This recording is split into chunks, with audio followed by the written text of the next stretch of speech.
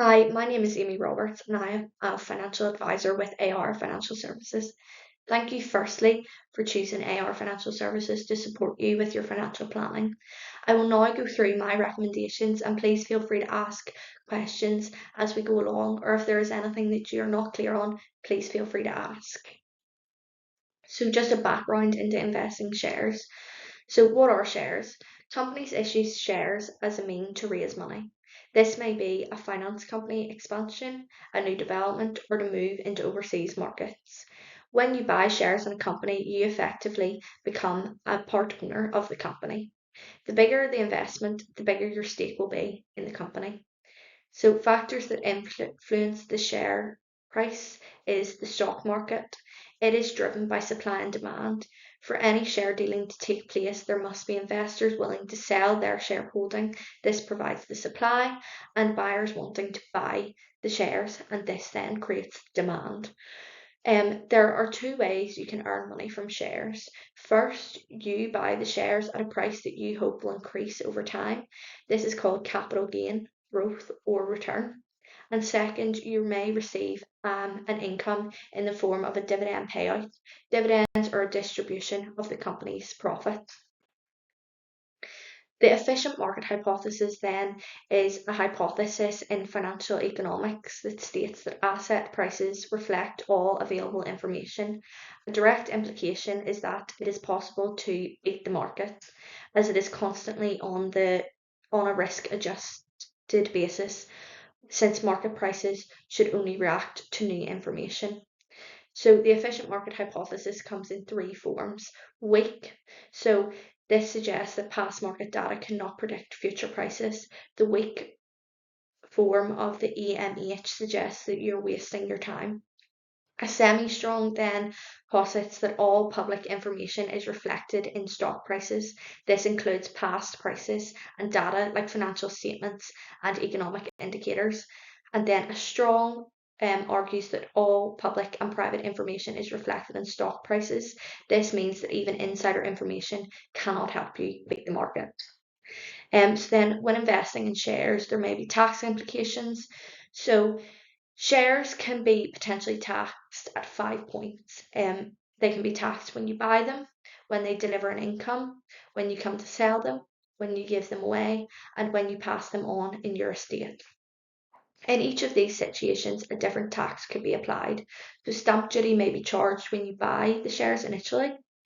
Dividend tax may be applied on share income, and capital gains tax could be payable when you sell or give away your shares. However, whether or not you need to pay tax on your shares will depend on how you purchase and hold your shares and the size of the return in which you're making.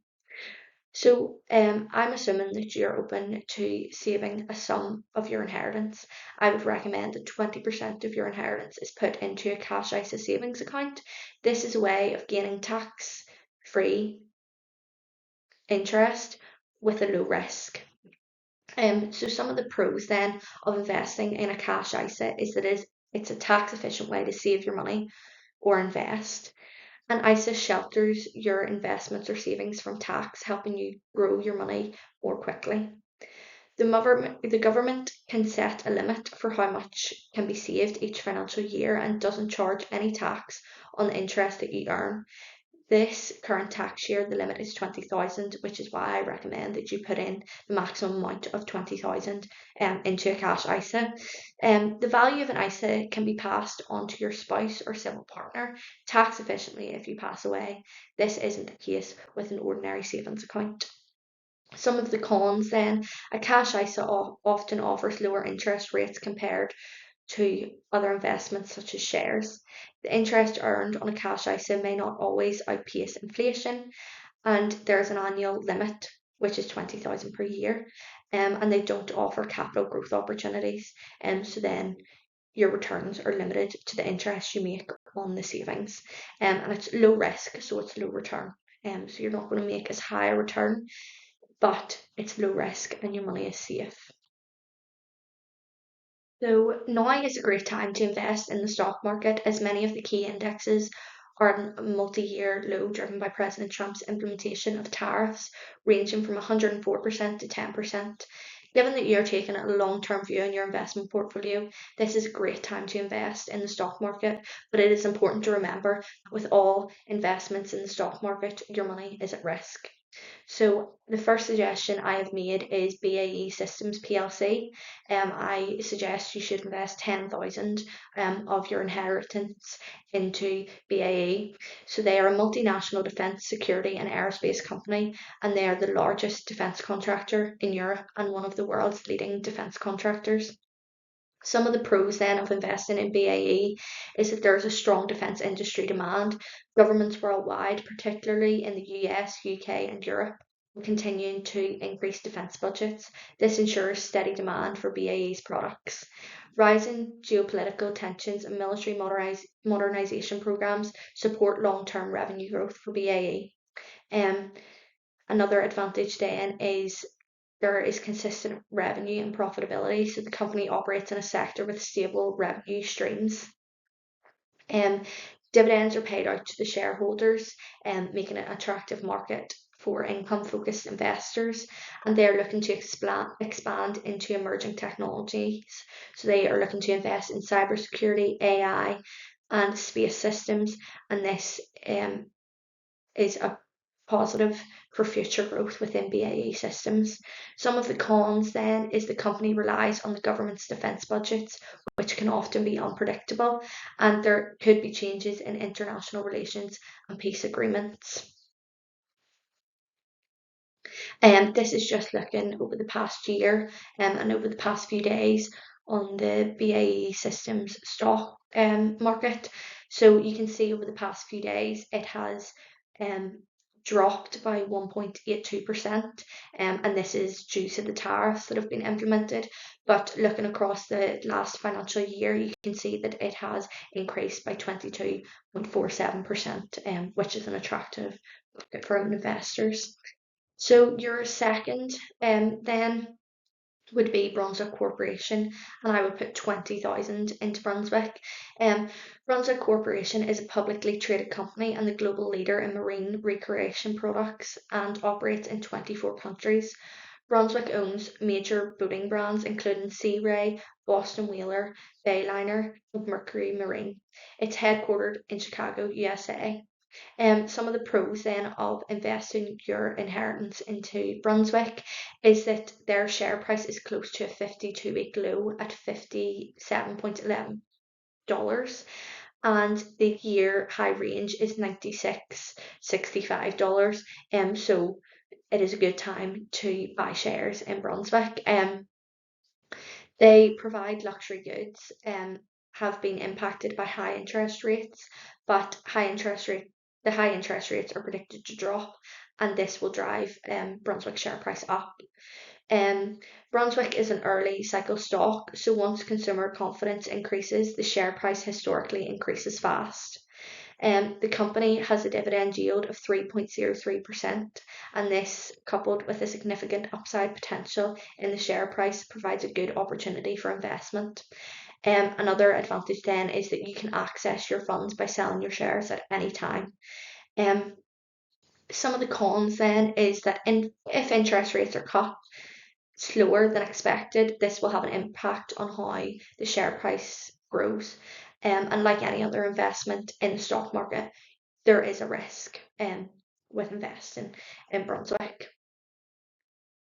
So then I would suggest that 20,000 is put into a personal pension plan.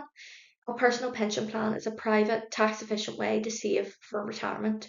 You can pay money into your pension, which is then invested, and the amount you receive in retirement depends on how much you've contributed over time.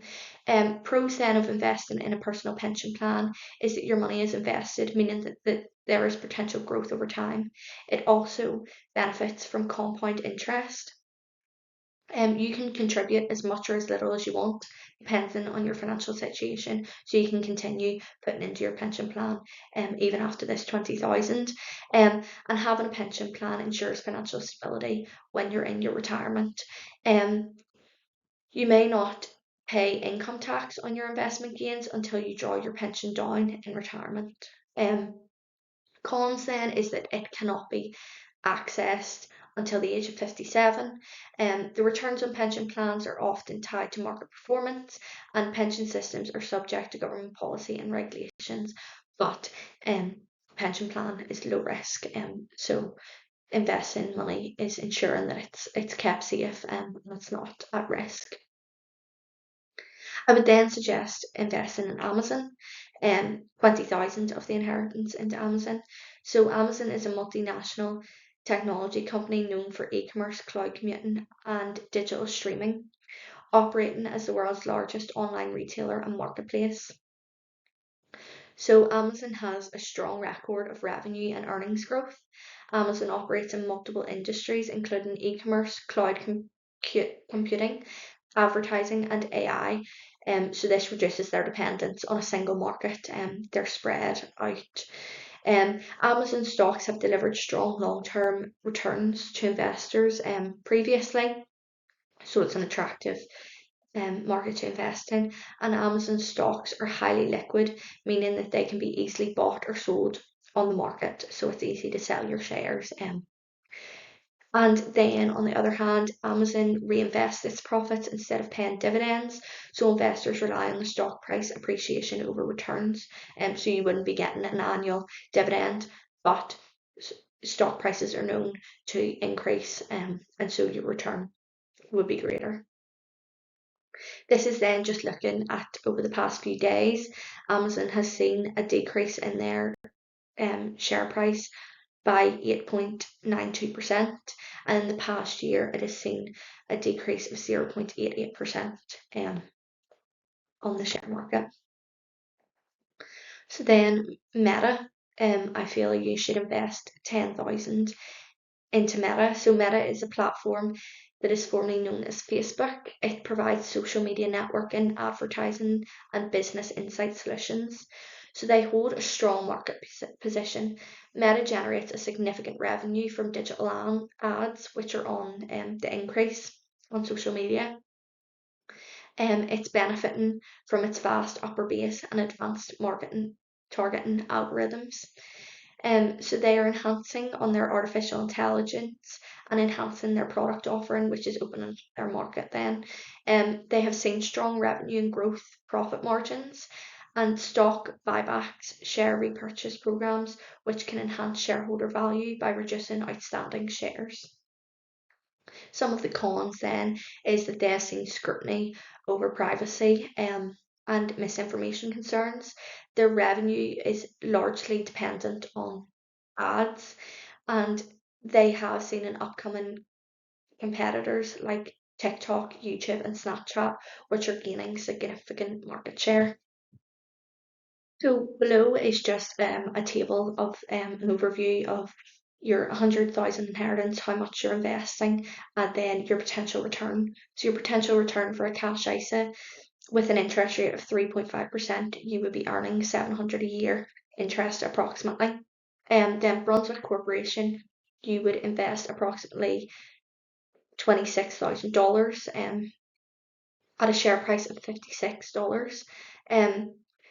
With investing $26,000, you could purchase 486 shares with an annual dividend of 168 per share.